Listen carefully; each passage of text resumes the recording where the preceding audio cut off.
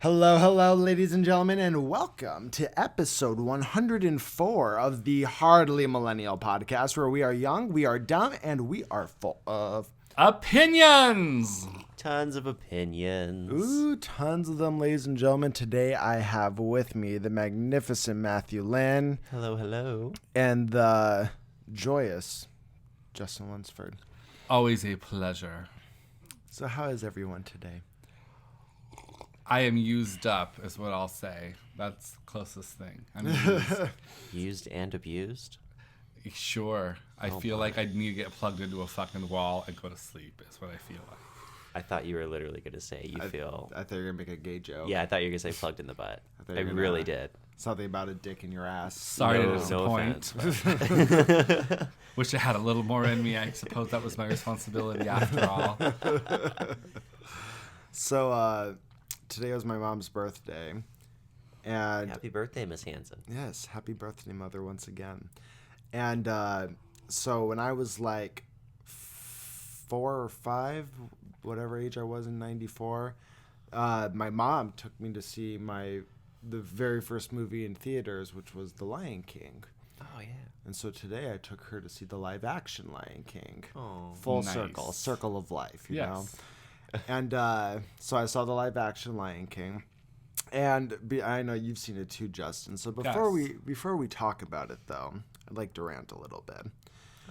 So I don't know when the fuck this became okay, but when you are in a goddamn movie theater, you do not fucking speak. If you have children, you shut your fucking children up. You put a fucking thing of duct tape on their mouth if you have to get them to shut unless the it's a fuck matinee. up. Yes, I agree. Yeah, totally. No, I why agree. does that make a difference? Because everyone knows at a matinee, all hands are off, dude. There's no rules at a matinee. No. That's why it's $1 cheaper.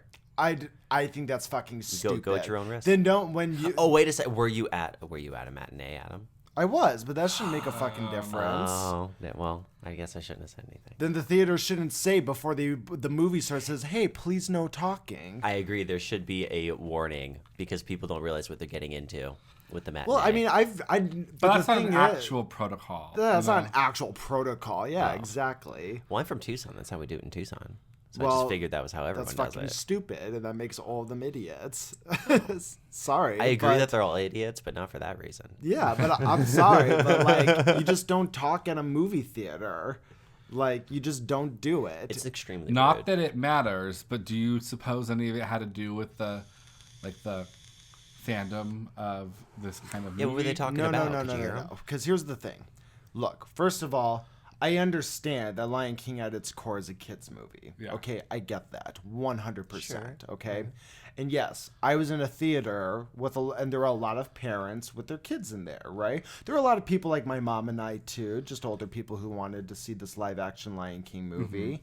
But of all the kids that were around, there was 2 directly sitting next to us with know their who you were. parents, and it was just like they were talking through it. They were, being like, "Oh, there's Zazu," like shit like that, really loud. And not once did I ever hear these parents like, "Shh," or like, "Keep it down, honey. Come on," like, like if I even saw an effort being made, okay, fine. Like, even that's I not an understand excuse. I have a but curious fine. question. What? Just out of total curiosity, were they obviously blatantly overweight? The family as a whole, were they? Well, at least the father was. What about the mom? I didn't get to see the mom. Didn't get a good look. Okay. Okay, I'm dying to Just know. wondering. Because usually if you don't have respect for yourself, you don't have respect for others either. But that is That's all true I'm because saying. when I've had this issue before, the only reason why I'm complaining about it was I've just because noticed. it was because this was something where like I've been to movie theaters tons in my life, right? Right. And this was an issue I've dealt with very rarely of people blatantly talking. And most of the time when I did have this issue, it was like teenagers, and you're going to go see a scary movie late at night and you have a row of 10 of them, at the top who are talking and being loud. Okay, Yeah. like that kind of shit. But like it feels like I've literally getting to this point to where I do not want to go out to the movies anymore because I constantly run into this issue Dude, the of movies just are people expensive, talking too. and people not shutting their kids up, especially. Like at one point, I'm shushing these kids so much to where at one point the dad turns to me and goes, "I'm taking care of it." And I go, "Please do."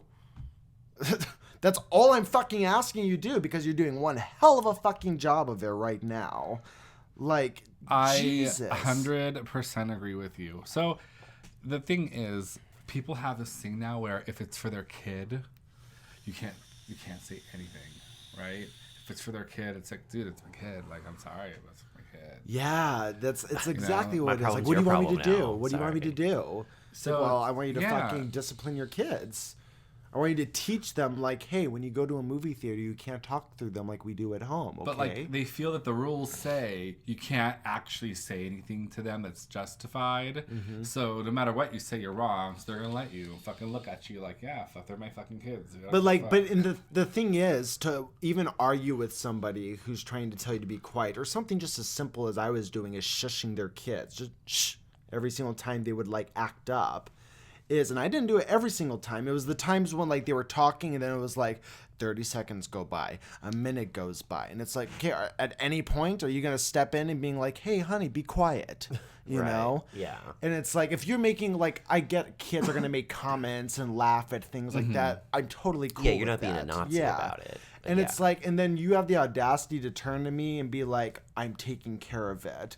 Like, okay, well, first of all, you're not. That's why I'm doing this in the first place. That's why I'm taking care of and it. the classy response would have been, I know, I'm sorry, I'm trying. Yeah, exactly. Yeah, You know, I got you.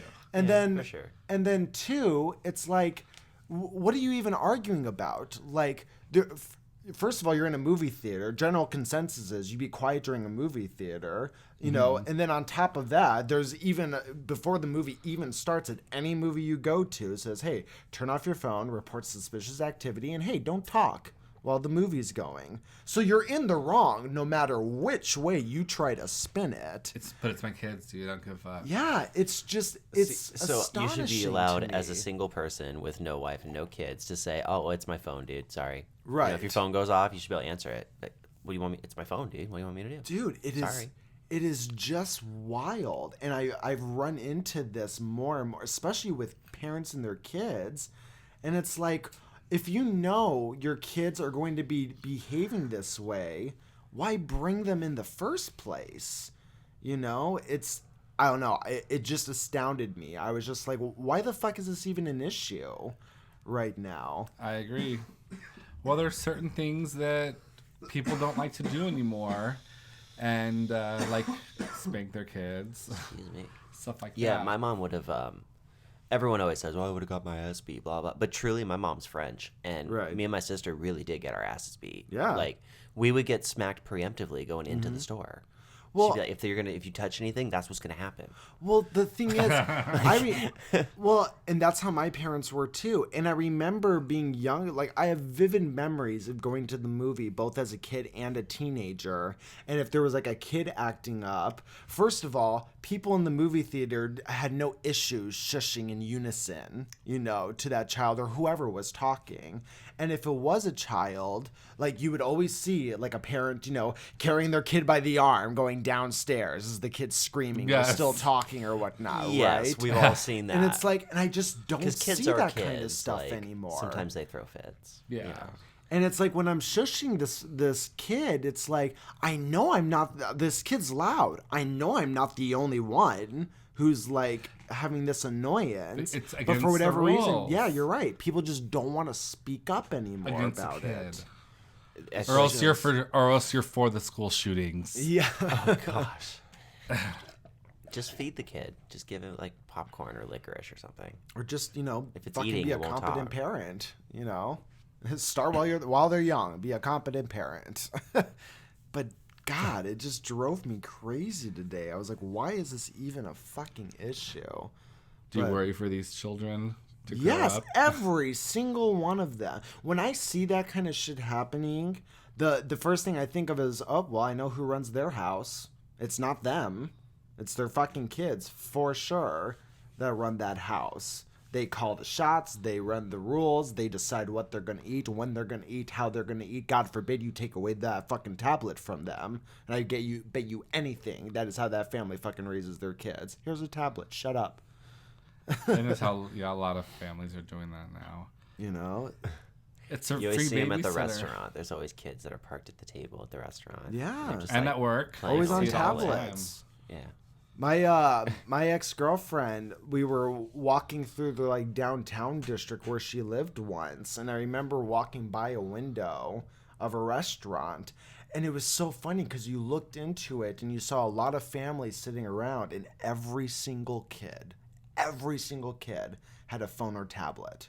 Every single one was just sitting there, just scrolling. In my day, playing we games. just colored on the menu. They would give you 4 different colored crayons. They still and fucking do that. There were little tic-tac-toe games and shit. You colored on the menu. Oh, man. And if you talked too much, you got smacked. So I haven't gotten to see a lot of this in action. I have a niece and a nephew that are at the age where they do like tablets and stuff. But I'm still at the point where I'm like really amazed at how competent they are with the tablet. I don't see them on it like every single day, but I hear this is a serious problem. I see it a lot at work. Kids on tablets. I was phones. I was just listening to one of Joe Rogan's podcasts the other day, and he had a guest on, you know, just some comedian, but like they were talking about technology and kids getting addicted to it, and this guy was talking about to where, you know, yeah, we do let our kids use tablets. You know, we try to do it in, you know, spurts, you know, not have them on it all day. But he goes, no matter how little or how much this his daughter or son is on it, there's always this tantrum when they take it away. Every single time without fail. You know, it will go away fast enough once they're like, hey, we're going to go do this outside now. You know, this is going to occupy your time now. But he says without fail, there's always a tantrum when you take it away. It's literally a drug for kids and adults. But kids are going to be the ones at this point are going to be most affected by it because they're going to grow up with it through their It kills their detrimental imagination, years. dude. It At kills least their in our imagination. day, we had enough time, at least being kids, where it wasn't all about computers with like Sesame Street shit. We have imagination still. Right. These kids, there's no imagination because everything's instantly given to them, dude. Well, and what I think people don't realize, and Matthew, you and I have talked about this with smoking before, you know, we know that kids who start doing things like smoking cigarettes or drinking or whatever it is while they're young, Or when meth. going through puberty or meth, you know, whatever it may be. It's very addicting when you're young. But going through that stuff through puberty, like you grow up with your brain getting wired with that through your for sure. developmental years. Yeah. So now you're having these kids who, when you're a kid, you go around and look at everything and touch everything and wreak havoc and what happens when I touch the oven when it's on, you know, shit like that. Well, and it's one thing when it's kids because like if you shelter a kid their whole life, it's not super healthy, but it's okay. You know, the problem is when they become an adult. Because then nobody shelters you anymore, and you have no skills to be a fucking adult with. Right. And the rest of us who do have skills, we're just gonna eat you alive. You know what I mean? Like, good luck. Do you ever trip on the fact that, like, this is kind of fucked up, but, like, you meet people and you find out they're in Arizona because they went to they're going to college here, and you're like, you're in college? Like, I get that a lot. There are people at work. What do you mean? Like you just Like, it's funny because with their intelligence level that Yeah, they got like in. their ability yeah, to yeah. speak well, or you know how they present themselves, or they clearly have priorities in, like the Kardashians. Right. And I hate using that because it sounds like I'm just picking a cliche, but there are some people who are like really, really into the Kardashians. Right, Like it's yeah. actually like kind of a weird hobby. Yeah. So. Yeah, Well, I you're in mean- college. Wow. I mean, a lot of that, don't get me wrong, a lot of that is just due to the generational gap because I mean, I look at people who are, you know, 22, 23 years old, which isn't that much younger than like I or Matthew, and there's already these vast differences in vocabulary and the way that they act and like what's funny, what's not funny. Dude, there's a huge difference between the millennials and the Gen Zers. Big time. Gen Zers are a whole different a whole different animal. breed, yeah. And I know it's just every old person has always said this about the next generation, but truly, Like, they're very, very different. I think the true OMGers, like, it wouldn't cross their mind to say, oh my God. In their mind, they think OMG. Right. LOL. Yeah, exactly. Well, like, even, like, I'll get caught in the video holes on Facebook all the time of, like, the meme compilations, you know, and the little mini vines and stuff like that kids post and everything. And, like, it's even getting to a point now to where, like, I watch some of them and I'm just like, I don't get it, you know. But there are kids who are watching. I mean, people quote them now. You know, you quote memes. I like watching memes. I don't ever fucking quote them. I can't quote them, you know, at least not in context. Yas is a I mean, meme. Yas, sure. But I mean, like, but I feel like Yas was a thing and then it became a meme. You know what I mean? Is Okert a thing? Is that a meme? Yes. I think That must be. Cardi B is just a walking In meme. general. She is a walking meme. I think that's really where the popularity stems from with that woman. I mean, she's 'cause a walking meme. The thing is, she blew up so fast. Yeah. You know, and She's amazing. Everyone loves her. She's Except for that. Even the haters hilarious. kind of love her. They love to hate her. Because she's a meme. That's exactly why. Yeah, I it's like agree. when you watch those pranked videos on, you know, YouTube and shit, and you're like, oh, these people are assholes, but I'm going to keep watching their videos because they're fucking hilarious. It's like, it's the same kind of bullshit. and I don't it's know. weird She's not how like an open, just. She's not an asshole person though. Like I like Cardi. I don't know. She's She did cool. brag about drugging men to fucking Oh, I steal from know. them. I know. She's a little out She there. do what she do to She's make it. eccentric. Yeah, but like, I love the way she talks to. It's great. but see, but that's my point. Like, as long as you can be memeified as a person, it's like, okay, you can get away with that kind of shit. That's Yes. cool. Yeah, I think that's horrible. Yeah, I think it's I horrible. think that's too. horrible that's like, I mean, but that's what the Generation Zers grow up That's with. what they value. Yeah, exactly. Memeability. Exactly, memeability. It's a And good way to also, put it's it. it's a crazy like dark humor that has entered in the young people of It's this generation. self-detrimental humor Yeah, is what it is. I'm trash. exactly. I'm garbage. You know, Yeah. oh, I'm dead. Or like, You know? I'm gonna put I look really awkward, so I put myself with this weird voice. It's gonna like, I saw these two kids. They looked like maybe they were 10, and it was just a really fucking weird meme that they recorded, and it had this weird dark humor to it. And it was so natural to them. Yeah. No, it's definitely weird. Like there's definitely a change in kind of like the definitions of certain things, for example, right? So perfect example is like there was a time where people used like, oh, that's sick, man. You even use that a lot still, Justin, you know, but saying something is sick doesn't mean like, oh, that thing has a disease. You know what I Right. mean? It means, oh, that's cool. One thing I notice with that is when people use the term awkward or socially awkward, right? So I notice this a lot when I'm on like dating sites like Tinder or Bumble, and you're going through profiles and swiping right, swiping left, and you'll get through so many, you know, at least from my side, I see only the girls, but you'll see so many girls post like, oh, socially awkward, introverted, da da, and then Wait a you're minute looking. though. Do you get the random guy here and there that put in female, but it's clearly a guy's Yes, picture? yes, I do. Because we I all do. get those. Yes, All right, good. 100%. At least I didn't do anything wrong. But like you'll see these women that will have like socially awkward or like introverted, what, you know, something that's like has to do with being a homebody, right? Being a hermit, or you know, not getting out a lot, having anxiety, whatever it is. And then, you know, they have pictures listed, and a lot of them will have like their Instagram there for you to look at also. And you're looking at them, and they're traveling across the world. And Yeah, they're always on a fucking surfing, yacht and they're or on like a there's mountain. a group picture with them and like 5 friends with their arms around Where each do they other. go? Are they in Italy And- on a balcony Yeah. looking across the fucking city They all with have the the lights? same glass of wine. Yeah, Like, exactly. Where the fuck did they go? So, What and then- vacation was that? Exactly. And so then I'm reading this like, yeah, you look super awkward, super socially awkward. You just don't get out with people at all, you know. But Very introverted. it's yeah. You know what starting to message I get realize. from those pictures is, if you can't supply me with this life, don't message me. That's the message that I get. From. Well, I so think- girls, if you're trying to not give that message, don't put your Italy pictures up. Well, and I think you are right. And I mean, if you're a girl and you think otherwise, please leave a comment yeah, below. let me know. Are But- you just trying to look cute, or are you telling me if you don't have a yacht, don't talk to me? Right, but and I do agree with you. I think a lot of it is that, but the matter is of like putting down of like, oh, I'm awkward. Well, yeah, I mean, you seem to get along just fine being awkward. My definition definition of socially awkward or awkward is like you can't be around people because God forbid you're going to embarrass yourself. No, to their, I think really like what they mean to say is awkward. Like even though I'm pretty and I go to all these places, I'm actually very approachable and kind of quirky. Right. So Maybe please that's don't what it have is. because everybody wants matches. Right. Yeah, of course. Okay.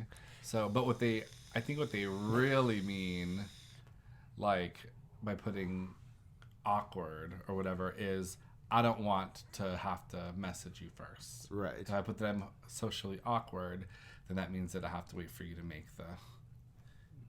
No, I mean, I agree with you, but that's still kind of a definition change. You know what I mean? It doesn't mean the same thing anymore. Oh no, totally. You know, but it's going back to like the difference of the humor. It's self-detrimental humor is what it is now.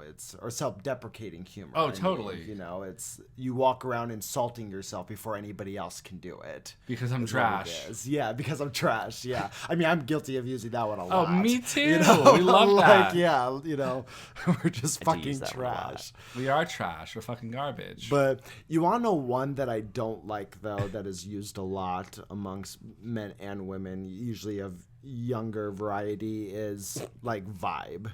Like, oh, just good vibes. Or like, if you can't vibe with me, then, you know, go away or whatever it is. But just that term vibe. Like, let's get together and bothers vibe you? together. I don't know why. It just does. I just don't like it. Vibes. like let's vibe together. Let's get together and vibe. Like, no, let's just. Can we just say hang out? Can we just change the word for my sake? Like, They want to vibrate with you. yeah, they want They want to be on the same Vibrational level. vibration. be on the same frequency. I don't know. It makes me think of it's- hippies. I feel like the hippies were using that. And Well, it just resurfaced. But that's another thing too. I feel like there's kind of this weird thing of everybody trying to be a hippie, but nobody really is a hippie. You know, you get a few in there that like really are, that, you know, will travel the fucking country in a fucking bus and shit. But for the most part, it's like just because you have dreads does not mean you're a fucking hippie. Okay. Or just because you really love, you know, heart, peace sign. Yeah, exactly. You know, hippie at heart. Or the Are you style, really the hippie at style. heart? You know, but I don't know. I digress. But anyway, so I saw the live action Lion King movie. Whoa, I don't know how they got there. That was crazy. So look, I liked it. I did like it. I thought it was a good. I thought the differences in it were enough. One part I really appreciate. The spoilers, by the way, for anybody who hasn't seen, but it's fucking Lion King, so get over it. But one thing I did really enjoy, one little change I really enjoyed, was the part in the cartoon where Pumbaa and Timon dressed up into the hula. Yes. And what they did instead That was to do fantastic. that, I thought that was fucking great. What did they do? You said you're going to spoil it. So yeah, so what they did was, I haven't seen it. I want to know. so they did a little nod to Beauty and the Beast. So they had Pumbaa like laying there as if, you know, like ready to eat, you know, like he would have an apple in his mouth or something like that. Right. And they had Timon sitting on top of it, and Timon started to speak in a French accent. And what he was doing was he was speaking all the like beginning lines to the Be Our Guest song Oh. from Beauty and the Beast. And then he literally goes, Be Our, and then like the hyenas go to attack, but like they lead it into it like he's gonna do the entire song. So like it was just a nice like little nods and changes like that I enjoyed. I did not like how they took out Be Prepared. That's one of my favorite songs. I thought it made a little bit more sense like that. But here's the thing, like the reason why I didn't like it is because when Scar started singing Be Prepared, I really liked the direction, the kind of like darker, like more speech like oriented direction they were going with Yeah. the Be Prepared song. And like it felt like they were building up to like a crescendo per se of the song, and then it just like ended. Like I would have liked to see more of that other I than got just you. where it went. But okay, so in the cartoon, you are under the impression that Scar is already like really cool with these hyenas, right? So they've already he's always been their leader. Right. So I think it made a little bit more sense for him to have this whole long thing and them all dancing and shit behind him and whatever. Right. But the dynamic in this new movie between the hyenas and the lions was very different. Well, it was very different, but they already changed some of the lyrics in the song Be Prepared to fit that narrative. Yeah. And I would have been fine with them changing more words or changing around the song a little bit to fit that narrative. I just would have liked to heard the entire song. Like the whole part of it was Scar hyping up the hyenas to get them behind him on this, right? Yes. Well, I would have liked to see more of like them really getting hyped up of like, all right, okay, we can fuck with this lion, let's fucking do it, yeah, we'll fucking kill Mufasa, fuck yeah, let's do that shit, I like this guy. Okay. Where like you just didn't get enough of that. It was basically like he showed up and he was like, so if you make me king, you're gonna get to eat a lot. And they're like, you know what, you doing anything? Nah, I'm not doing anything here. Yeah, we got you, man. We'll do that shit. Like, that's what it felt like to me. Okay. More so. It just wasn't, like, grandiose enough for me. But, like... Was there an elephant graveyard? There was an elephant graveyard. Fuck yeah, there was, because Fuck those yeah. exist. Google it, folks. You'll be very surprised what you find. I was. But, like, otherwise, the movie was good.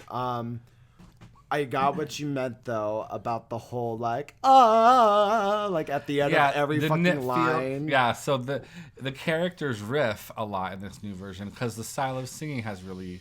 Was the whole thing a musical? Oh, yeah. Yeah. They still have all the music The in it. style of singing has changed, too. Like, is it just the same songs it was before, or is it same literally songs. a whole musical? Well, Like, they don't sing every line of it. No, It's no, just no, like just the a same movie. songs Okay. as before, Alright. yeah. Just like the movie. It's literally same. a remake. I'm sorry, I'm Yeah. ignorant. I haven't seen it. Okay, That's okay. just We like forgive the you. movie. But anyway, yeah. They riff a lot. They riff a lot, and it's just really weird to see a live-action lion riffing. It just does not sit well. I didn't even mind the riffing, but the problem was I just felt like they did it any single chance they could. It would have been one thing to do it at like the end of the song or like during a certain or like the part in Can't Wait to Be King where it goes free to do it all my way, like those parts, like, okay, I get adding the riff in there at the end, but like it just felt like at the end of every single little line passage. there just had to be a riff in there. And just as you said, when you see this like photorealistic lion like riffing and they're having to move the mouth and the face to like fit this riff, it's like, I don't know, I don't think lions do that. Yeah. I mean, we're willing to accept that they sing songs, but come on, riffing. Like, So this whole adventure, everything I'm hearing here, I feel like I wouldn't like it. I feel like I would not be a fan of live action. you definitely can't go into it thinking that it's gonna have the same impact on you that the original did if you were a fan of the original. But like if you just I don't think I would like it because I'm not a big fan of changing things, and I like Right. consistency Okay, that's what's in my interesting media. about this movie. It I don't really know. caters to both those schools of thought because it doesn't average out like. That changing does not average out how much of it the movie is so very exactly the same. So you don't always know exactly what's going to happen, but you know pretty much what's going to happen. Yeah. I just don't feel like I would be as comforted with like You won't. real lions doing Oh, it. you won't. Even though It feels when more like they I'm watching show Animal baby Planet. Simba Yeah. at the beginning, that was cute as fuck. Yeah, I did enjoy that. That was really adorable. No, I definitely enjoyed like all like what the movie was. Yeah. I truly did. But I mean, like, So but they no, had a it realistic wasn't. monkey holding up a realistic lion Uh-huh. on Yeah. a realistic boulder. Were Yes. you moved? I don't feel like it'd be by- the same. Well, it's not. That's just I it. don't Yeah. think I'd be a fan. Were I'm gonna go you- watch it, but I don't know. Were What? you moved by the young Simba and young Nala singers?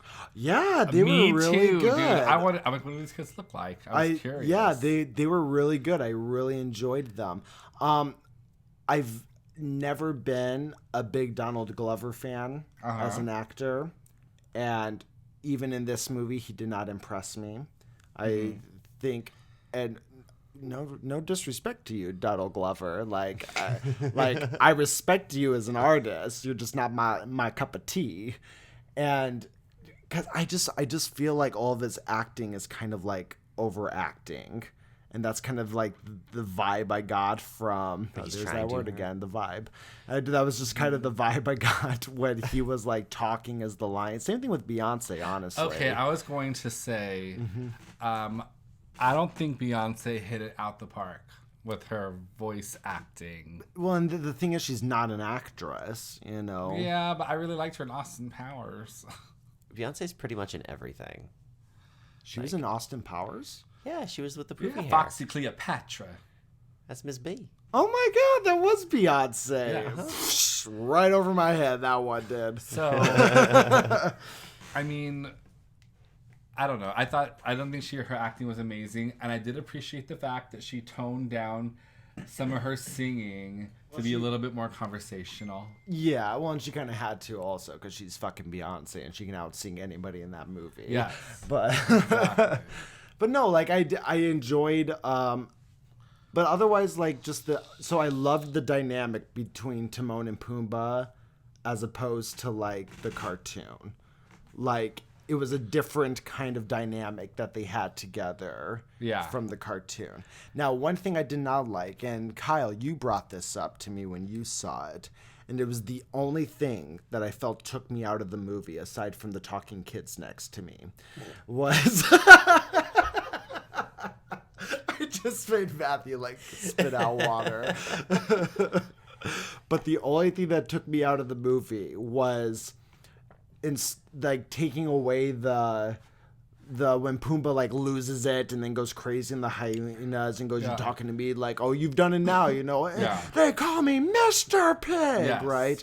When they brought in like the bullying thing, that just seemed really forced. It felt like it was just there to cater to the social justice warrior bullshit. And people are gonna hear this and go, how fucking dare you? You're literally defending bullies right now. You're literally defending bullies right now. But dude, hashtag me too if that's what you're thinking. But the thing is, like, but here's the thing. If you wanted to add something like that in there, fine. I still wouldn't have liked it because it still would have been catering. But the problem was there was no other mention through the entire thing. Pumbaa was never this preacher through the movie of, oh, I hate bullies. Bullies suck. Right. You know, I'll fuck up a bully. There was none of that. And then all of a sudden, at the end when he was called like fat, all of a sudden this Pumbaa came out and was like, oh, I hate bullies. There's nothing in the world I hate more than a bully. And I'm just... like, come on, where the fuck did that come from? I feel like the original script did not have that in there, and Disney was like, so look, John, the director, Jon Favreau, John, we love the script, but do you think we can put something in, some anti-bullying propaganda in there a little bit? I feel like being called Mr. Pig would be better than being called Ms. Pig. So can we need to change it into something that's not gender specific if we can, and just throw a good message in there. We don't want to just assume Pumbaa's gender here, okay? It was not never everyone's stated. gonna love it, but everybody understand. You get me? All right. So I don't like it either. All right. I don't like it either. Just do it. That's truly what that part felt like. Another thing, though, I did not like was I felt Rafiki had less of a role in this version than the original. I think there were key points. Did they do the scene where he's like painting with the thing? They did. Those were in there, but that was basically it. What I want to know in the live action, because I could never figure this out as a kid in the cartoon. What the fuck is he using to paint with? What is that in his hand? Is it a fruit? Is it a bowl? What? Okay, so they took that away altogether. Oh, fuck me. So even like at the beginning, is it like a water? Is he shoving his hand in a watermelon and then wiping it? So I think in the cartoon it's supposed to be like a melon. A melon? I think is what because there's no way that he like made paint. Well, actually, I think they literally show him making paint in the cartoon. He literally takes the melon and puts things in it and then grinds it up and makes paint. Though. It's not it's like melon juice. And I think he cracks open some kind of thing that has powder in it at some point. And he mixes it with spit. Yeah, does shit like that. But I mean, So it's melon paint. yes, in it's a the cartoon it fruit-based was. paint. That's not what it was in this one though. Okay, and all this, right. And I've wondered that for 26 years. Really? I've just never known. Every time I've seen it, I've always just been like, wow, that melon looks super fucking delicious. I wish I could have some of that melon. Every single time As a he kid, I cracks it remember open wondering. and- I remember being like, "I'm down with this. I've seen it a million times, but what the fuck is he doing? What the fuck What is he is that?" using? But yeah, I do feel like Rafiki needed a bigger role in it. One line actually that was taken out, and I agree with this on Kyle also, that I really wish they kept in, was during the cartoon when Rafiki confronts adult Simba. There's that little scene in there, but it's a very pivotal line, and it's a very pivotal scene. Oh, it's in the where past. where he hits him on the head, and then he goes, "Oh, doesn't matter. Why'd you do that? Oh, doesn't matter. It was in the past." And then he tries to do it again, and Simba ducks, and he goes, "See, you learn. You know, it happens. does matter. The past does matter, exactly." but that one line was, I feel like, basically the theme of the entire fucking movie, and a very pivotal point to be like, here's Simba, this is why you have to go back. And they totally left that out altogether, and I think that was kind of an important little snippet to keep in. I agree. Well, maybe they just figured that the circle of life part hits that. Like, Well, that's they'll get definitely it. was the biggest It's thing still they in tried there. to keep Absolutely. home. Yeah, That was yeah. definitely the biggest part. You can't get rid of the circle of life, dude. There That's was the a fucking whole Lion King. there was a couple funny things actually. They did a whole montage of what happens to this tuft of hair. Yeah, that was interesting. That's how Rafiki knew that Simba was alive. It wasn't just a feeling like it was He in had the been through the cartoon. circle of life. Yeah. Oh, I didn't even make that connection of what they were doing Wait, with it. a but- montage of what? Okay, so at one point, there's like a tuft of hair that like flows off of Simba, Okay. and like, you know, goes into the world. But then it shows what kind of imagery does it show? It shows like an eagle like bites it and then takes it away somewhere. Yeah. Okay, then so it goes through lands its on chain something reaction of and events. Or Yeah. whatever. Eventually, Okay, gotcha, something gotcha. ingested it. It took a shit. Then a dung beetle rolls it up, and then it. So then Rafiki finds it. Yeah, and he's like, it ends Simba up to is still Rafiki's. alive. Yeah, and he like sniffs, and he's like, "Oh my god, this is Simba!" So like, holy fuck, he's living. That's what they do. So it was all about the circle of life, which I have a lot of mixed emotions about all this because it sounds exciting as fuck, it's different. like a though. whole new adventure. It's different, yeah. but I just it's so sacred to me. I don't know. I felt the same way. It's a very like I've heard a lot of movie close to my heart, also. You know, but I was ready to be a lot more disappointed though. yeah, I'd agree. I kind of went into Because they've thinking, done that to several movies where they take a movie that you've been so excited for, either the remake or like a musical become movie, or like a, you know, something that is kind of geeky. And What movies have they done that to that you didn't like? Disney wise, I guess I'm referring to. oh, Has there been any Disney wise. live actions? Yeah. Well, yeah, like the Jungle Book. I was not. Yeah, the Jungle Book was pretty. Yeah, that was rough. That didn't. Both of them. Movie wasn't very good. Honestly, I agree with I you. think that But most people love the cartoon. Beauty and the Beast. Honestly, I expected more. Mm-hmm. I understand it's conversational and it was believable. I did believe the characters, but more singing. Like, I want to hear the songs. Yeah. Hire singers like Beyonce. You know, Right. On a little side, you know where I really did like the closest thing to live action Beauty and the Beast that I've seen was in Once Upon a Time. That take agree. of Beauty and the Beast, I I agree. loved Beauty I love in that, that too. show. That She was a great show, though. She was great. That was a fantastic show. Yeah. But yeah, this was definitely one of the better live action remakes that Yes. Disney has done. I appreciated it very much. I expect them to remake it 28 years from now. You know, maybe with real animals this time. Maybe we'll teach animals how to actually sing at that point. And I look forward to it. So, good job, Disney. I nailed would it. see it again. I would go with friends to see it again.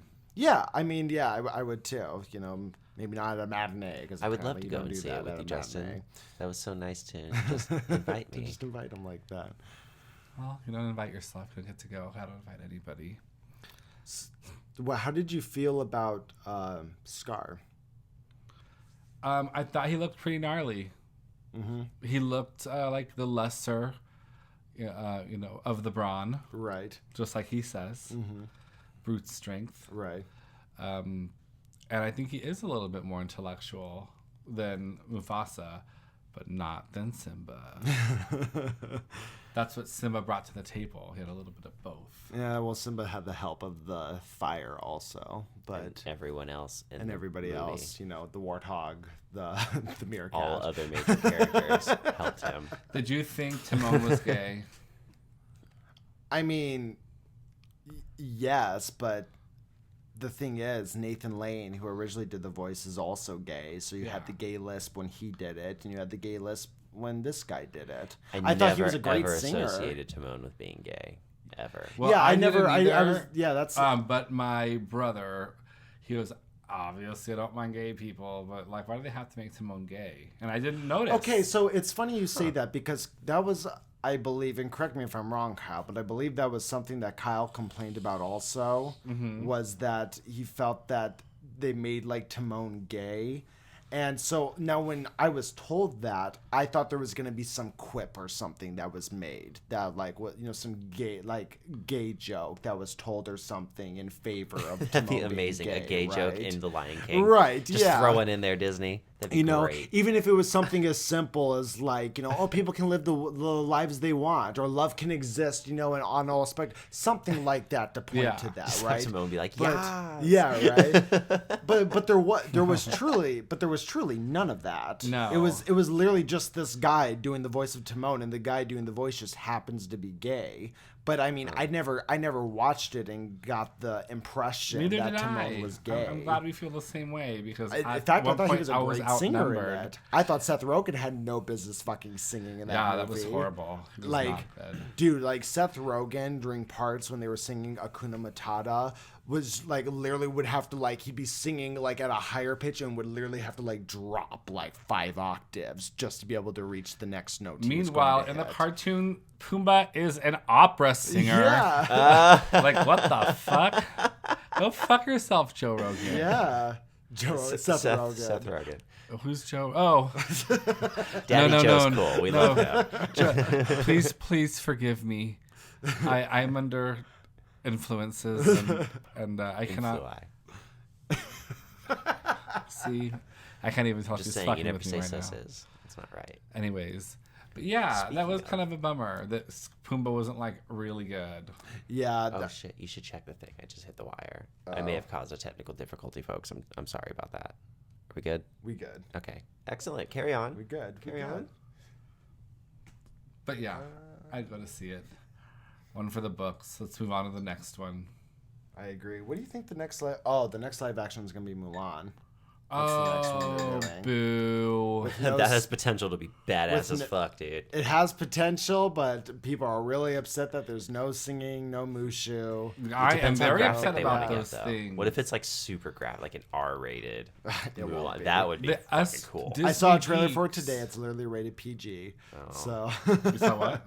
I saw a trailer for it today. Dude, that was one of my favorite cartoon ones growing up. Oh, it was mine also. I used to watch it over and over. You know what I feel like they're going to do because Hollywood's just not past doing this anymore? I feel like because of that kind of like backlash they got from the trailer, they're going to release this Mulan. They're going to make a couple of other live action Disney movies first. And then all of a sudden they're going to be like, Mulan again, right? With everything but with in it. everything, yeah. It's going to be the musical Mushu singing everything version. But Mulan, the reflection. The reflection, yeah. But I mean, the thing is, though, Disney's They're not going to sing that song in it? They're still going to sing that one. No, they've literally announced this one is not a musical. It is just the story of Mulan. That's it. There's no dragon. There's no Lucky Cricket. It's going to be a pretty harsh movie. Because really just the story is it's wartime in China, man. It's fucking Mongols fucking people up. And that's just it. Like, it's kind of rough. It's like, if you want to, if somebody wants to, because Mulan's a real story. It's not one that Disney made up. So it's like, if you want to tell this story of Mulan without all the singing and shit like that in there, it should have like have somebody else do it. Was there a real life Mulan? I don't know if it was a real life Mulan Okay, so like the or if character. it was just Okay, a all right, story. gotcha. No, I'm down. Okay, No, I got you. I think it was just a story. Right. I'm like, I know a lot about history. I'd never heard of. No, real I don't Mulan. think there was a real Mulan, but I think there was like a story. No, for sure. know? I'm with you. And so like I would have been totally cool if like somebody, another studio or something made this live action Mulan that didn't have any of the fluff in it. But dude, you're Disney. All of your other live actions, I mean, fuck, you even went as far as making Lion King photorealistic and still had the lions fucking singing and riffing through it. Like, what would have been the harm of making a fucking musical Mulan? Maybe the actress is going to be like super duper Asian and isn't gonna have the ability to sing that song. Yeah, so pick someone else. Yeah. But maybe they already chose her. She's Fucking- perfect. She looks exactly like Mulan. Have fucking Quentin Tarantino do it and have everyone speak Chinese through the whole thing. Uh, A Tarantino Mulan would be I would be go pretty watch that. epic. I would go that watch would that, be pretty dude. epic, actually. Yeah. People would get fucked up, dude. Could you imagine? Could you imagine if they made another like Disney princess, like kind of like That part animated with the rocket movie? where they're shooting the rocket out on the Yes. mountain. Shit would be actually blowing Yes. up. And oh, dude. But could you imagine if they made like another Disney princess kind of animated movie, and all of a sudden you find out Quentin Tarantino's gonna direct it, this fucking Disney musical movie? What do you think a Disney princess musical would look like, directed by Quentin Tarantino? Well, There would would be really machine guns in it. Well, no. Well, I mean, if there was a new story. yeah, no, totally new story. Oh, okay, that's different. You Yeah. know, it could be a girl who was like from the projects, and she's in love with the guy that her mama cleans his house. I think it'd be the first Disney movie ever with a sex scene in it. Oh my gosh. They When would do you just think pull back that'll the happen? curtains, you would see shadows, things moving in the shadows. But the adults know what's happening. Or maybe it'll be a transgender. Transgender. I think that has to be next on That's Disney's actually list. probably going to happen. I was I'm gonna sure. say that has to be if next that's not on in the Disney's makes list. already. A lesbian. I mean, they've gay ran out lesbian. of fairy I mean, tales, let's be haven't they? honest. They've run out of No. fairy tales. For Disney to make movies about? Disney will Hansel and never run out Gretel. of fairy tales, my friend. They But- invent fairy tales. No, they don't. No, those are all Every the fairy stories tale that they've exist told already. all exist. Well, then they'll just start inventing them. Well, that's what I mean. They'll just though. buy new fairy tales. Even Frozen was based off of a Norse fairy tale. I have no idea. I do know that Moana is based off of a Hawaiian fairy tale. but they haven't done Jack and the Beanstalk. They haven't done Old Well, Mother Hubbard. They the haven't- lady who Well- lived in the shoe. I mean, I guess, but I don't know. I What just other don't ones? think those. Aren't all of those like about terrible things in actuality? Well, Like, are not all the fairy tales actually really horrible? not the ones you've mentioned, but like a lot of them are. So Rapunzel is, Snow White is, Cinderella. and then Little Mermaid. what are the songs called? Like the They're all London part of the- Bridges and stuff. Those are all nursery Brothers rhymes. Nursery Grimm. rhymes, They're all yeah. terrible things that they're about. Yeah, every single Like the one. London Bridge really fell the fuck down. Ring Around the Rosies about the plague. Plague. Yeah. But no, there's like I know for example, the Little Mermaid. So the way the Little Mermaid actually ends in the Grimm's fairy Oh, tale. God, I think I remember. Yeah, you remember. So the way the Little Mermaid ends in the real fairy tale. Oh, the Grimms are like a little darker, aren't they? That's like the Well, that's where where it came from. That's where they came from. Yeah, Yeah. but they're not all like rainbows and butterflies. None in of those them ones. are. Yeah. The Little Mermaid literally ends with she gets her legs, she gets her voice, and she's, with this prince, on land, and she becomes homesick, but she can never return back to the sea. So she goes and sits on a rock near the ocean, and she's literally taking this thread, and she's trying to sew her legs together back into a fin so that she can go back into the ocean and join her family and shit. Like, that's how the Little Mermaid ends. Walt was like, we're just gonna leave that part out. Yeah, Cinderella, crows ever come down after? and We're blind the Stepsisters. stepmother and stepsisters. And they cut off the toes. They and the cut off the heels to toes and the fit heels into just fit into the shoe. That's fucked up. That's like some Wicker Man shit. Oh yeah, dude. They're fucking unyielding in the real fairy tales. It's fucking crazy. They're like everything And up then- to this part is perfect. And then Walt Disney was like, you know what? We're gonna make PG versions of this. We're gonna make G versions of this shit and put music to it. What if these stories happened happily? There was something weird about Snow White also. I can't remember what it was with Snow White, but there was something with the Seven Dwarves and shit being like really just weird, and I don't know, they're like little imps, little fucking devious little creatures or some shit. I don't know. I just know that all the original fairy tales are based off of these like. They probably got pretty handsy. I Yeah. bet there was a handsy issue. I guess they still have Ew. Shakespeare. I guess they still have Shakespeare to visit. Fucking Lion King was based off of Hamlet. Macbeth. Yeah. I mean, Walt truly, Disney's though. Macbeth. I mean, I would truly, go watch though. it.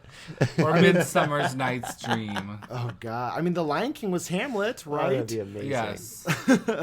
So they would just have to that'd take be so good. Shakespeare and be like, okay, so how can we do Macbeth? Just you a know? slow slip was- into insanity. Yeah. Hopefully not too much of a non sequitur, but it just the Disney movies reminded me. So I was on an app called Travel Pirate, and it gives you. Is that a gay app? No, It sounds it's- like it could be a gay app. No, it's not. It's a travel app, and it gives you these flash deals. Like it sounds like that's a genre of gay. Like I'm a I'm a bear. travel pirate. This is a tween, and this is a travel pirate. I'm sorry, Lord. Justin. Go on. I can't even imagine what that means. Excuse my ignorant friend. So, yeah, and it gives you these flash deals, and it'll be like 3-day trip to Spain for $3.99, everything included, whatever. Well, there was a quiz on there, and it was like, oh, not a quiz. It was like, check out these 10 places that were the inspiration for Disney movies. And I was like, fuck yeah. So I click on it, and dude, it's so crazy how a lot of the world looks. Like Snow White, her little village really exists, and it's like looks just like Snow White. So the ones that I saw were the one from Tangled, which I didn't watch the Tangled movie, but it's a place Oh, called. you should. I think you'd love the music in it. I have not seen it. It's written by you know their names. Some guys who wrote the music for Little Mermaid, Little Shop of Horrors. Why can I The not two think people. of it You know right who I'm now? talking about, Yeah. though. Yeah, they write the music for that. They wrote the music for Tangled. Somewhere in the screen part of your world. It's oh god, I feel like an idiot. The Disney people. Yeah, the Disney people. Alan Menken. Alan Menken, and then there's another one. I don't remember the Yeah, other one. but yeah, they're the ones who wrote the music for Tangled. I think you'd really Oh, like it. okay. I'd love to hear it. But Yeah. anyway, so she lives in this like isolated thing, and that's a place called Mont Saint Michel in Normandy, France. But the crazy one was the Beauty and the Beast town. What? Was it Normandy before Wait, or wait, after wait, wait. Did the you war? I have no idea. did you say there was a town that in France for Rapunzel? Yeah. But Rapunzel takes place in Germany. No, but the inspiration. Oh, just for the where- inspiration for it. Gotcha. Okay. Yeah, and then the other We one have is better architecture in France. it's really cute. It is really freaking cute. But yeah, the one for Beauty and the Beast was like the most realistic. There's no filters. These homes are like yellow and blue, and it's so crazy.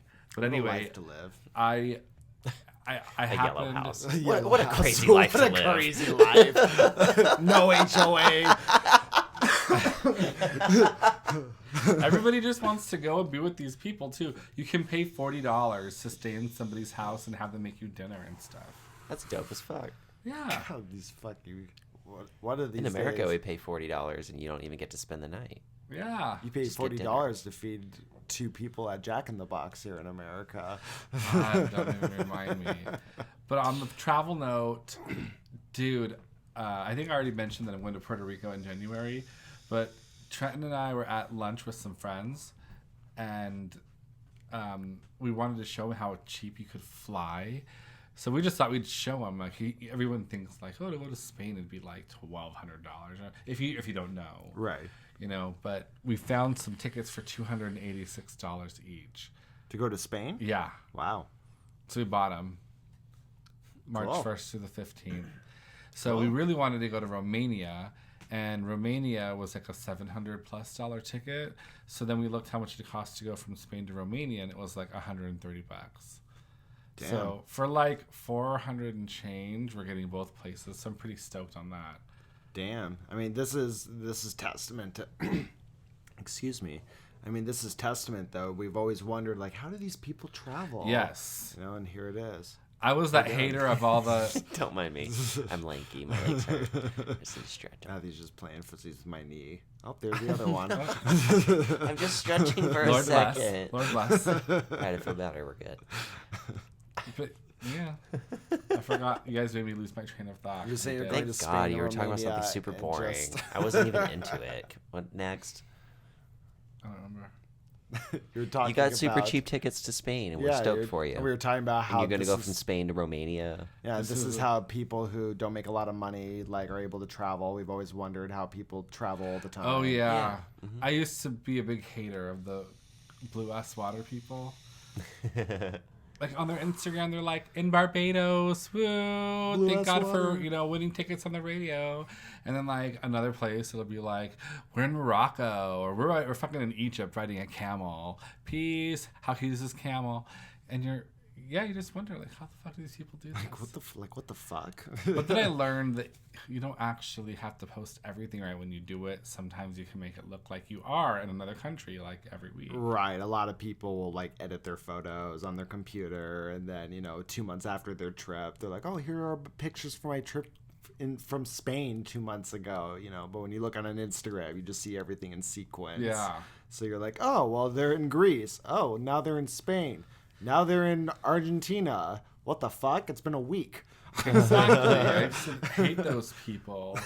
But then you think about it and you're like, no one can fucking actually do that. I mean, I was trying to think, I really want to pack the year full. But then what about, you need PTO from your job.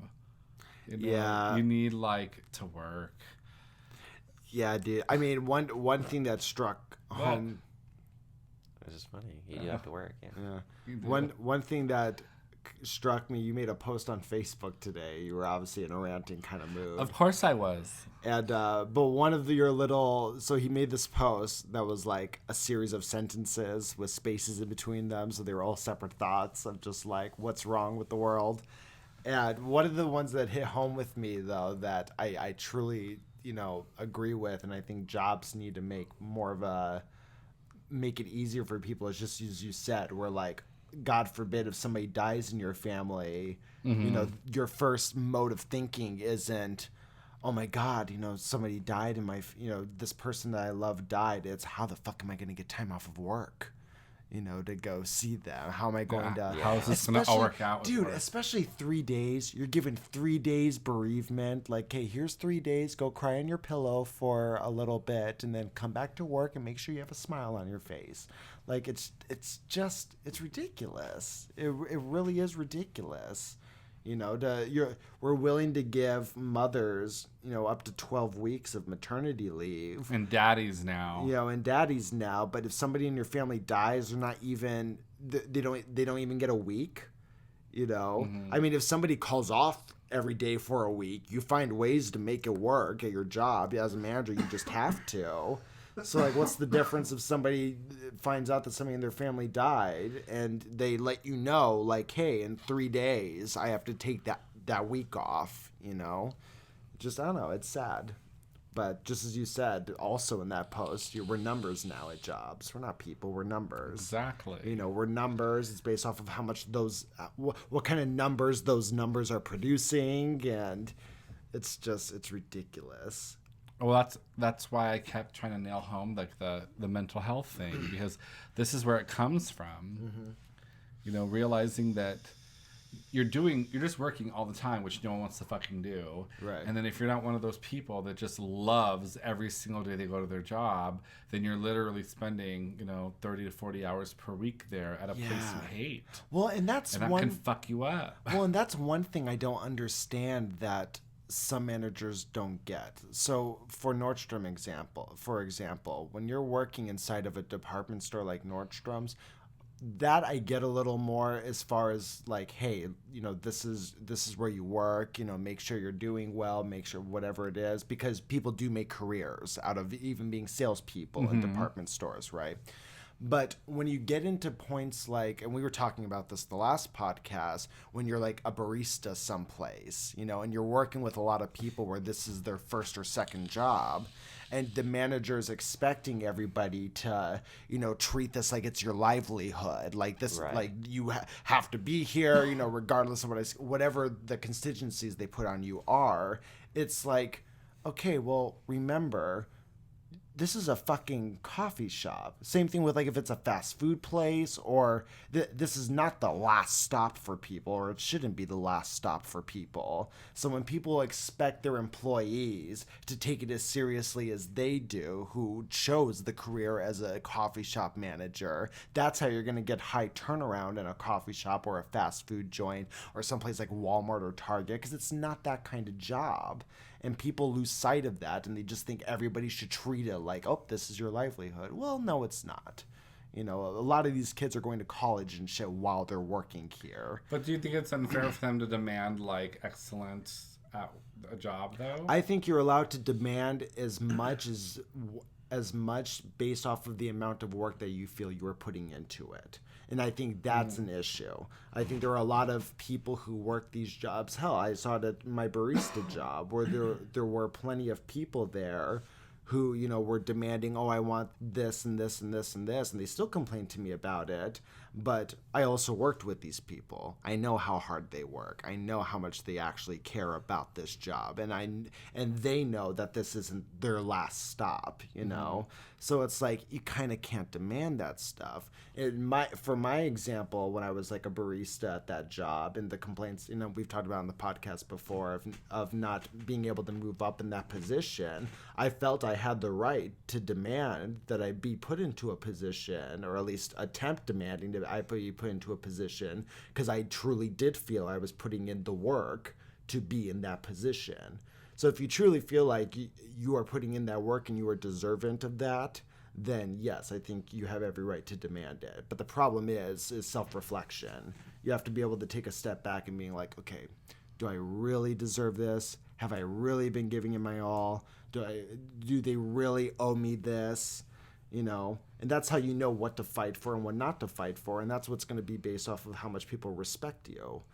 You know, if you're arguing like, oh, why aren't I getting this day off, but you get fucking, you know, every other weekend off? Well, sorry, you don't really get the chance to demand for that particular day off then, because you get plenty of them.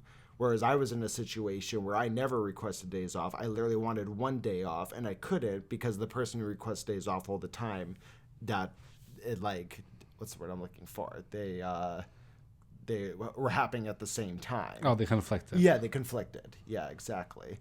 So, yeah, to answer your question, I think you're allowed to if you know that you're a valued employee and that you're putting in the work. Are there things you demand at your job and you know that you're a hard worker and you think you're deserving of it? Sure, yeah. I know that if I owned a coffee shop and I was paying minimum wage because, you know, we have to or whatever, like... Otherwise, $4 an hour down the line. Well, I do believe that we should not have one and that should go to the open market, but whatever. But no, I still expect them to give excellent service in my restaurant. Like, I would still want them to look like they were happy and trying. Right, absolutely. You know, I would never be like, well, I understand that you're not particularly excited to be here. This is not your end-all job. But I think even recognizing that as a manager makes a load of difference. You know, even silently, just getting that. No, I think it's something that has to be. I think it's something that has to be put out there, like verbally. I think you have to make sure your employees understand, like, look, I know this is just a coffee job. I know, you know, this isn't the end-all be-all for you, you know. And you're allowed to ask for sympathy. You're allowed to ask for empathy. You're allowed to ask people, like, hey, look at this from my point of view. But you can't force your point of view onto people. And that's where a lot of managers suffer. You know, you can't sit there and say, why am I taking this more seriously than you are? Because the answer is always going to be because you're a fucking manager and get paid 10 times more than I do. That's why. And as long as that remains a fact, you're not going to get the kind of respect from your employees, because it's always going to come down to, well, why should I? You're the manager. Like, why?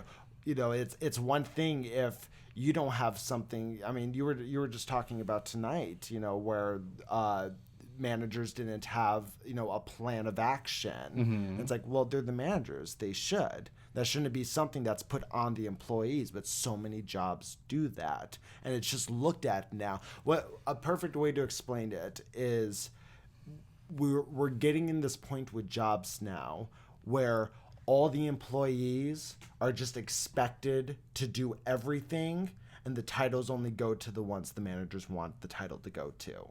That's what's happening. Everybody's expected to do everybody's job, but I'm going to give the supervisor position to Melissa over here, or I'm going to give the supervisor position to John over here, just because. And there's no rhyme or reason for it, except the only rhyme or reason the employees can think of is favoritism. And that's not a way to get respect from your employees. I don't have a pool of places to pull this information from. I've had the same job for like a really long time, so I'm not familiar with this.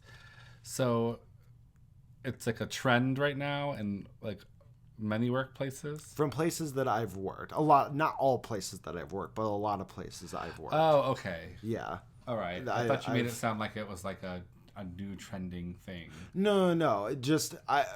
But that is what I have noticed separates a bad manager from a good manager, is that way of thinking. Okay. Is, my manager at the coffee shop was very into that of, well, everybody's expected to do everything, but this person's going to get the shift lead position just because I think they're deserving of it, regardless if they actually are or not.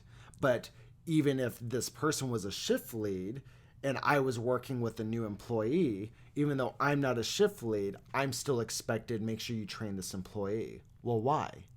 That's always the question. Why? I'm not the shift lead. I don't get paid extra to do that. That's literally why you have those positions. So then the question comes into play of, well, why is this person a shift lead? If we all have to do everything, why is this person deserving of the extra money now? Well, it's because they're going to pick whoever is the most compliant. Well, that's part of it, sure. But they always want their yes men. Those are the people that get promoted. Right. Are the ones that don't express opposition. Mm-hmm. That's how it is in every department that I've ever worked in. Nobody ever wants the person that they're like regardless if you are wrong and the person below you is right, mm-hmm. you still never want to be, it's not human nature, right? To want to be on the same close working level with someone that likes to challenge you. And unfortunately, if your boss is not a good boss, right, it's hard not to challenge them. Well, but that's my point though, because it all trickles down from the top. Right. Is you're right. That is what these managers are looking for, but that's the problem. The managers who are looking for that have found themselves in the management position in the first place. That's mm-hmm. the issue. And when that stuff is happening over and over again, and when you have these jobs that have such a high turnaround rate, what I want to know is, why aren't the people upstairs going, why in the last year have we gone through 20 employees in this place, regardless if it's, a startup job or not? Mm-hmm. You know what I mean? It's like, but instead of us, looking at it as the manager issue, we're automatically so close to just be like, okay, well, it must be the employee.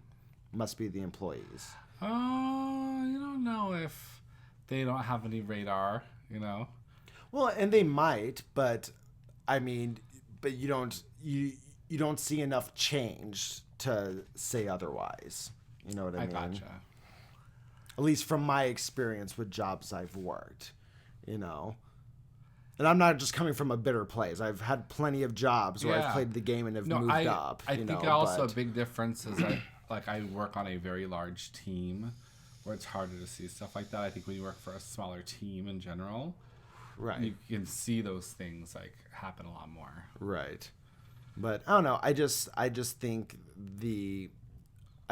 companies have immediately lately have gone to these different ways of running a company that just don't work anymore. And I think there's too many loopholes to it, to where employees are taken advantage of. And just as you said, employees are looked at as numbers now. You know, they're now looked at as people. They're just... Unless you're the top 1% of the top 1%. As I segue, is anyone following anything going on in the world right now? No, but having been at my parents today, I heard a little bit. There was a shooting in Ohio. And El Paso. In El Paso, right? Mm-hmm. Okay. And they were both white people, right? That's like the big argument right now. They're white people. They're white people. They are already, politicizing it. It always gets politicized. Mm-hmm. And for some reason, there's this weird thing where I do believe that nothing gets done. It always just kind of fades out into nowhere, and then something else happens. And until you find something new to hang a hashtag off of.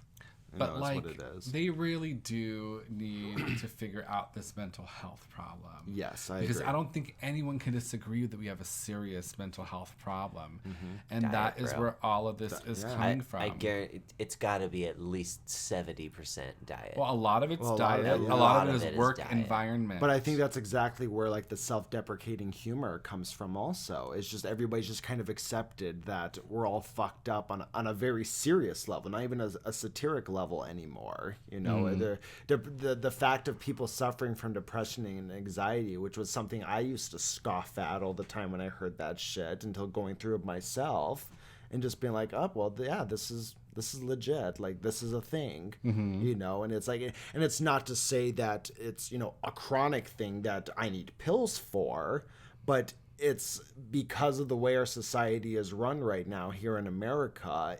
All it does is produce these types of feelings onto people, because it's constantly this, if you judge a fish on its ability to climb a tree, it's going to think it's stupid for the rest of its life. Right. You know what I mean? So it's wild to me. That was Einstein that said that. I like that. That was cute. Well, Einstein was quite the cutie. Never heard that? I've never heard that. Oh, it's one of my favorite quotes. But yeah, we for some reason, no one's actually like aggressively going that route, and I'm really surprised. I think it's because aggressively going what route? Like the mental health route. People talking about a mental health issue. Yeah, it's because people really, really, really want to make it a guns issue. I don't even think it's people wanting to make it a gun issue. I think it's the same thing we see every day when like you and I try to talk to people about diet. Like when you're talking to somebody who's fat and you're like, hey, here's how to make it better, and you hear nothing but excuses as to why they can't. Well, it's because they're comfortable. It's the same thing why, a lot of people won't leave abusive relationships. It's because regardless of how bad the relationship is, it's familiar, it's comfortable in a very deranged way. And I think that's really what it is. It's not that people want to make it a gun issue. People just don't want to leave the comfort of their own lives. That's the issue. People don't want to be told like, okay, we need to really take a look at this fast food issue, because all the people who love to eat fast food are going to take great issue with that. There's some money in it. And then what if it opens up the doors to something much worse? Like, I'm not that guy, okay? Oh, I am kind of that guy. But like mind control. Right. Or, like putting the primer out there to get into a bigger issue. Right. So yeah, I think the diet has a huge part to do with it. It's so much easier to eat shit now. It used to be quite backwards. Yeah. It used to be, it was so much easier to go buy produce at the store, and make your family dinner. That way you'll never go poor. Otherwise, if you go out every night, you're going to waste money. And now it's not like that. Right. It's pretty gnarly. So no one's hitting this mental health issue really hard. And it's just really, really annoying me. Yeah. As far as guns are concerned, dude, I don't know how many memes can possibly be put out there before someone understands. How is fixing the drunk driving problem? You can't do that by taking all the good drivers off the road. Yeah, exactly. See, it's like we need to teach people about firearms. Yeah, and we need to clean up our mental health. Well, I was reading like one of the little back and forths you were having with somebody on your post today, and you even made a really good point of Americans have had guns for years and years and years, Yes. but mass shootings in America haven't been around for years and years and years. Yes. At least not to the extent they are right now. So it's like you can't sit there and just say like, oh, it's a gun problem. Well, clearly it's not, because this isn't something we've always had issues with. And it's that we do not value human life. We don't look at human life as something that is devastating to be lost anymore.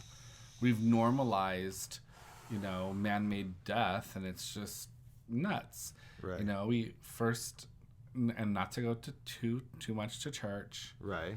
Okay, but I mean, first off, we are willing to like step on flags and shit, and like burn flags, and these people literally go to war to like fight for freedom and shit. Right. That's basic, okay? A sixth grader could tell you that's So, fucked up.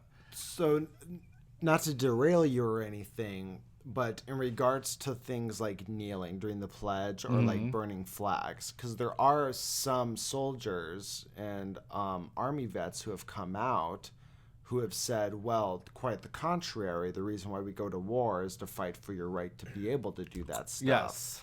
So don't do it. But it's still their right. It is their right. Yeah. But it's my right to think that you're a piece of shit. Right. But you think that's something that should be talked about on a major scale of this is wrong, rather than this is their right to do it. I don't care about how we address that issue.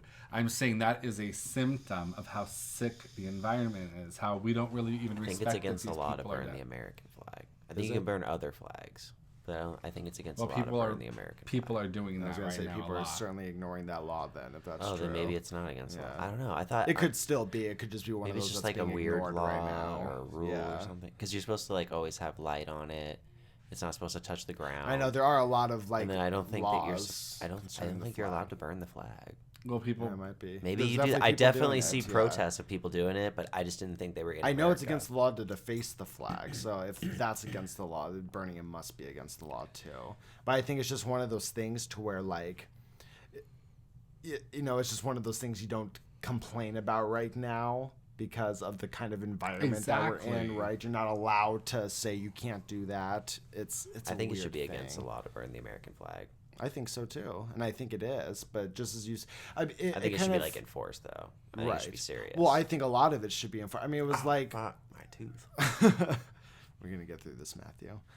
But it was like we watched a video the other day, all three of us, where there was that girl who stole somebody's sign who was Yes. preaching against like anti-abortion, right? Yeah. And the cop came up and arrested her, and it was like regardless of how simplistic this all was, you still stole something. Yes. And like Matthew, you had mentioned that you felt that she should just at least gotten a warning, and I do agree with that to an extent. But the problem is, back 2016 through 2018, really, we were just allowing people to do that because God forbid you told them they weren't allowed to do it. You know what I mean? And now Yeah. we're just seeing major pushback of like, no, we there can't be gray areas anymore. And I think a lot of people are realizing that now. I don't think you should ever get a warning for stealing someone's anything. Right. Because how are we so far gone now where you should have to give somebody a warning that stealing someone's shit was wrong?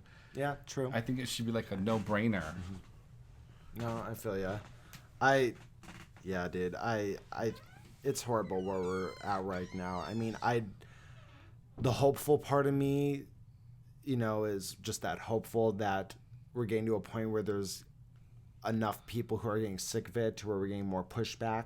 Yeah, we're going to get For it. tired. It's just going to get too exhausting. Yeah. At the end of the day, humans do give up when it's not something that is like, when it's not something that's like life or death. Right.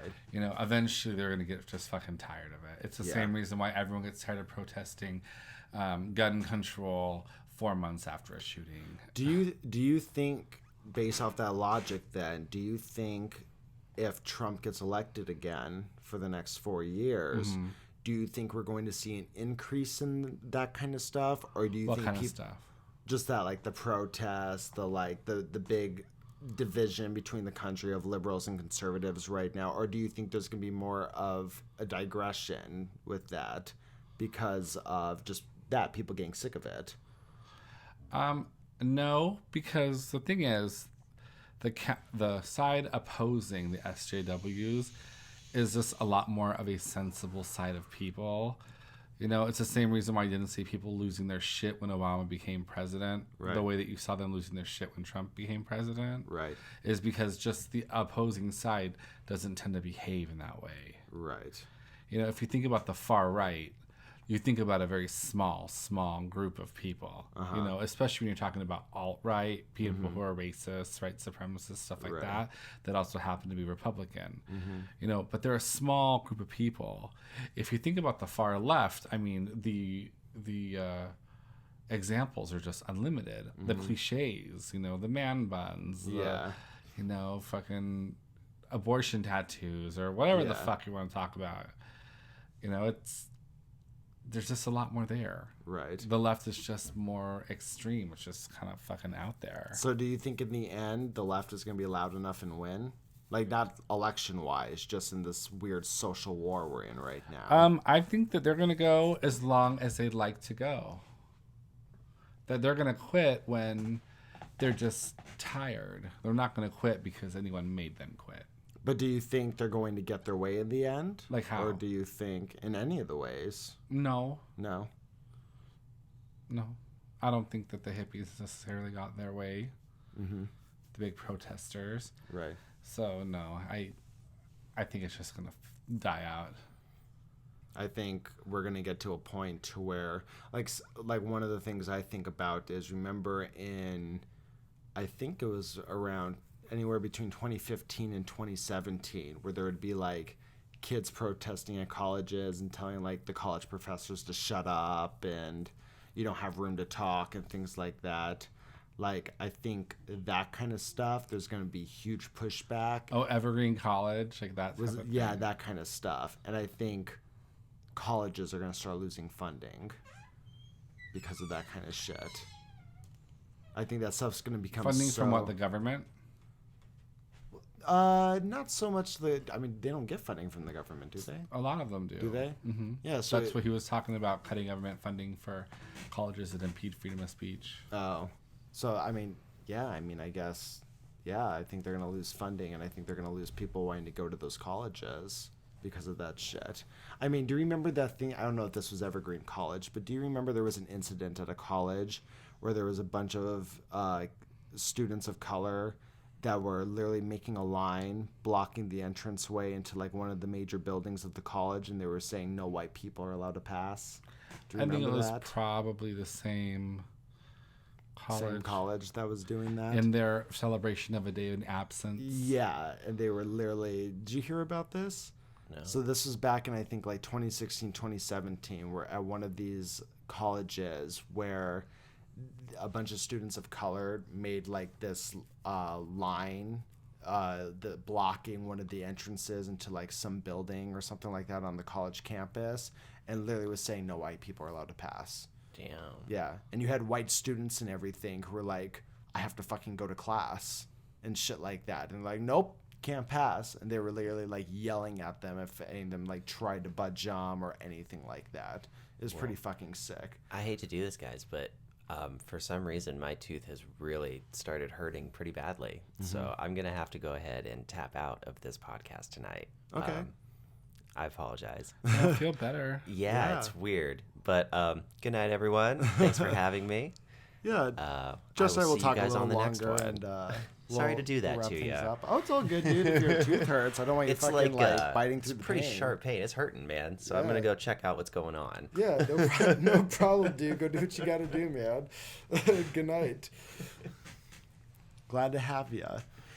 Thanks again, folks. Good night.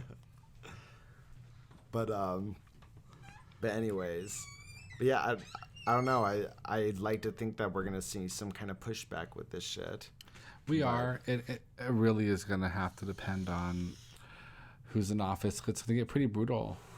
I think so. You know, I think we're gonna start having to censor people, and I don't want that to happen. But I just feel like no one's going to say... Censor people in what way, I was just going to say, no one's going to say you can't say that, it's against the law. But attacking any one side's speech. Say presidents, a president in office started speaking out against I don't know, the bad speech about the government or something, like, please don't do this, it's not right. Lift yourselves up, don't do that. People are going to trip out and say, like, you're trying to tell us what to say. This is lack of freedom of speech. So I don't know, it's going to get pretty gnarly as soon as you start trying to doctor the way people act within each other. Right. It starts getting bad. No one likes being told what to do. Yeah, I mean, you're right. Well, fuck. It's gonna, I mean, I can't imagine it gets so gnarly where we have to, like,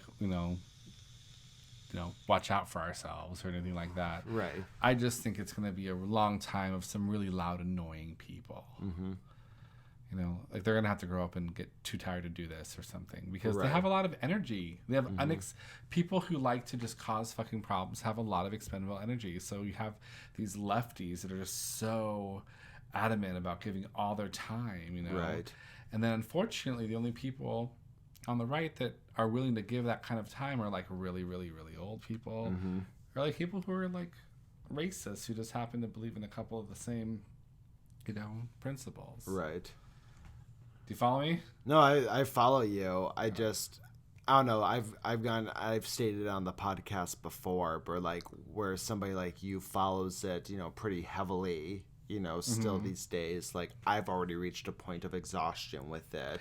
Yeah, I'm exhausted too, man. It's just like, I mean, dude, I literally had, so I'm on this, I mentioned it earlier on the podcast, but I'm on this dating app called Bumble, which is basically Tinder, but the girls have to make the first move, right? Mm-hmm.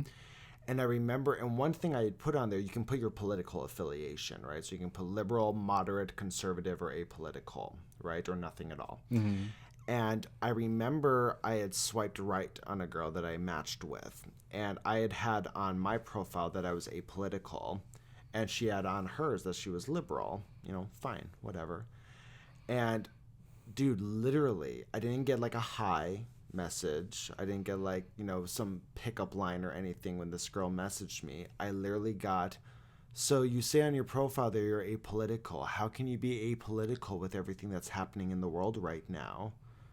And I was just so taken aback. And all it did was affirm my stance on being apolitical. My answer was because of this right here. Because you literally are asking me, like, you're basically asking me who I voted for so you can decide who I am. Mm-hmm. Decide if I'm any sense worth your time. For all this girl knew and for all I knew, maybe we would have been the perfect fucking match except for politics. Maybe everything else would have aligned except for the politics. That would have been the one thing we disagree. Hell, your parents, that's basically the case. They're pretty a good match, but they do not agree politically, right? Nope. At all. 100%. Nope. And so it's like I found it, and I literally told this girl, I was like, I put apolitical because I don't like to talk about it for this exact reason. So if that's really going to be your, the way that you decide whether or not you want to talk to me or not, then you should probably not talk to me. And I got unmatched by her right away. But, like, those are the reasons I'm just exhausted by it now. It's like, I don't want to talk about it. I don't need anybody making assumptions about who I am as a person because of my political affiliation. They definitely do. They do. It's so sad, dude. It's so sad.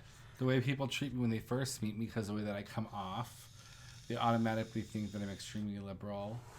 And they're sorely mistaken. Yeah. And the thing is, I try not to bring things like this up, but people really love to say something really mean about Trump. Right. So if they're going to say something really mean about Trump and ask if I agree, I'm not going to lie. I'm going to say, I disagree. Right. Really? Even though he's like a racist? Uh-huh. So that's when I'll say something like, how is he a racist? Right. And nobody can ever answer it. No. They'll be like, how can you ask that question with everything he's said and things? What did he say? Yeah. And anyway, Yeah, so then all of a sudden they treat me differently. You know? Right. It happens a lot with customers at work. They always they want to be my Facebook friends because I'm their makeup guy. Yeah. It's funny when I go on dates with girls, there's always two questions that come up that I know this girl is just gonna make her entire judgment off of me off of these two questions, and that is, who did you vote for, and do you believe in God? Those are the two things I get constantly. Those two questions always come up eventually. And I just think that's sad. I think that's sad that there are people out there that are going to simply make an assumption about you based off of those literal two things. You know, they're going to sit there and say, oh, well, because you voted for Trump or because you voted for Hillary, here's how you think. Here's who you are as a person. Oh, you believe in God? Well, then that means you're also like this as a person, you know? And then if you're everything, there's always a connotation glued to each one. So if you're a liberal and you believe in God, you know, it's like, oh, well, you're usually maybe more of a spiritual Christian. But if you're conservative and believe in God, then you're alt-right, you know, right? If you're liberal and don't believe in God, then you're a hippie. If you're conservative and don't believe in God, well, you're just an asshole. You know, it's just, I don't know, dude. It's like I said, it's exhausting. And I used to follow politics and social politics, you know, really closely. I mean, you know that. And I've just gotten to a point now, dude, where I'm just like, no more. I'm just tired of it. Maybe one day I'll get there. I just can't imagine not wanting to always know what's going on. All right. Well, I can see you're pretty tired, Justin. Yeah, I'm fading fast. Yeah, so we'll go ahead and end the podcast here. All right, guys. Thank you, everybody, for listening to this week's podcast. We always appreciate the listeners. Remember, you can follow us on all the social media outlets. We also have a Patreon, www.patreon.com/heartily-millennial. And any final thoughts, Justin? No. No final thoughts. No final today. thoughts from Justin. I hope Matthew's teeth feels better. I hope so too. All right, everybody. Have a lovely rest of your week, and we'll see you next Monday.